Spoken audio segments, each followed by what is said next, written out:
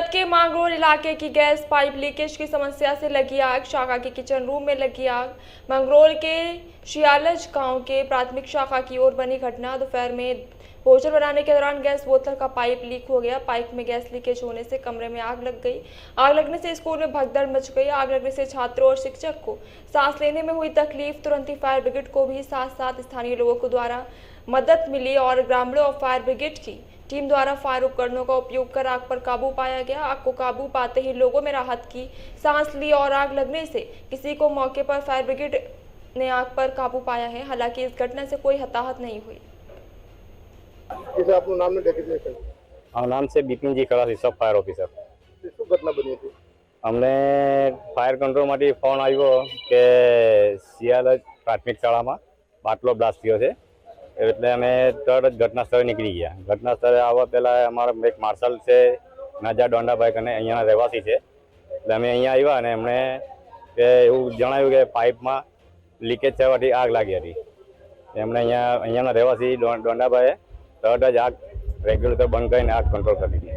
કોઈ જાનહાની છે ખરી? ના, જાન આવી એવું કોઈ કશું છે નથી। આપનું નામ ને ડેઝિગ્નેશન? નમસ્કાર, મારું નામ પટેલ દીપક કુમાર વલ્લભભાઈ છે। હું નવી સિયાલજ કોલોની પ્રાથમિક શાળા જિલ્લા પંચાયત શિક્ષણ સમિતિ સુરત અહીંયા શિક્ષક તરીકે નોકરી કરું છું। આજ રોજ લગભગ 12 વાગ્યાની આજુબાજુમાં અમારી શાળાની અંદર મધ્યાહન ભોજનનો હોલ જે સરકારશ્રી દ્વારા બનાવી આપવામાં આવેલ છે, ત્યાં મધ્યાહન ભોજનવાળા બહેનો જે છે રસોઈ બનાવતા હતા બાળકો માટે। તો એ સમય દરમિયાન ગેસની અંદર પાઇપમાંથી ગેસ થોડો લીકેજ થયો હશે અને એની અંદરથી આગ લાગી ગઈ। આગ લાગી તે દરમિયાન હું મારા ક્લાસની અંદર ભણાવતો હતો, બધા શિક્ષકો ભણાવતા હતા અને એ સમયે બધા પેલા બહેનો બહાર નીકળી આવ્યા અને એને ધ્યાનમાં રાખીને હું ફટાફટ મારા ક્લાસમાંથી ત્યાં ગયો અને બધા બાળકોને શાળામાંથી બહાર મોકલી આપ્યા ફટાફટ।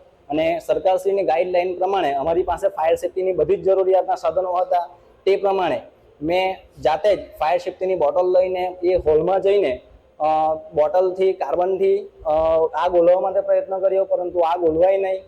એટલા માટે અમે ફાયર સેફ્ટીનો કોન્ટેક્ટ કર્યો, પોલીસ સ્ટેશનમાં પણ અમે ફોન કર્યો અને એ સમયે અમારી શાળાની સામેની સાઈડ જ એક નાજાભાઈ ડોંડા કરીને ફાયર સેફ્ટીમાં જોબ કરતા છે, એ ભાઈ જાતે આવ્યા અને એમના અનુભવના આધારે આગ જે છે એ આગને કંટ્રોલમાં લીધી અને આગ બંધ કરી નાખી।